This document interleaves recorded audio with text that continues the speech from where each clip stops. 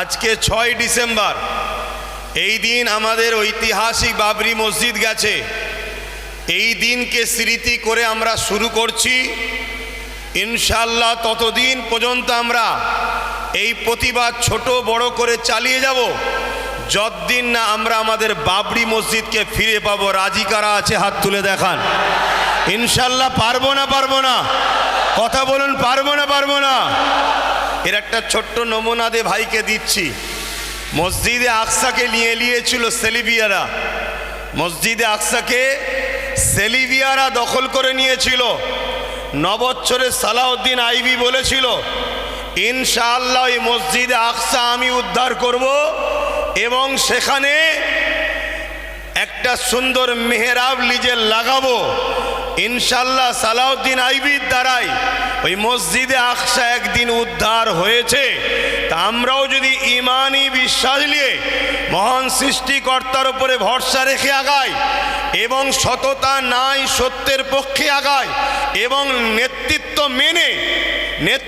মেনে যদি আগায়, মুনাফেক যদি চিনে আগায়, ধোঁকাবাজ যদি চিনে আগায়, ইনশাআল্লাহ আমিও বলে যাচ্ছি সেদিন বেশি দূর নয় যেদিন বাবরির জায়গায় আবার নতুন করে সুন্দর কারুকার্যের বাবরি মসজিদ গড়ে উঠবে ইনশাআল্লাহ।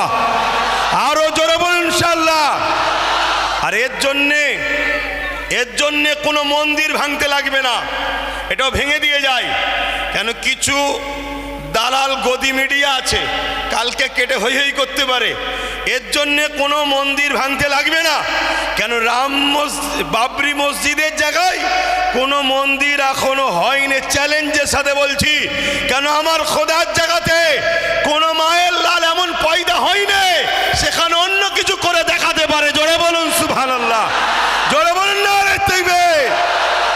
কেন এটা কোনো পার্টির মিটিং নয়, এখানে নরের তাকবীর চলবে, সুবহানাল্লাহ চলবে, এটা ধর্মীয় মিটিং। কথা মাথায় ঢুকছে তো নাকি? হ্যাঁ, এখানে আমাদের ঘুমকে প্রায় ভাঙিয়ে দিতে যাচ্ছে কেন্দ্র সরকার। পুরো এখনো ভাঙেনি, পুরো ভাঙলে তো আরো ভয়ানক ব্যবস্থা হবে। তার শুরু 6 ডিসেম্বর থেকে। আগামী দিন দরকার হয় ব্যারিকেড, না হয় শহীদ মিনার, যেটা হোক। প্রস্তুত তো নাকি? ধোঁকা নয় তো? ধোঁকা নয় তো?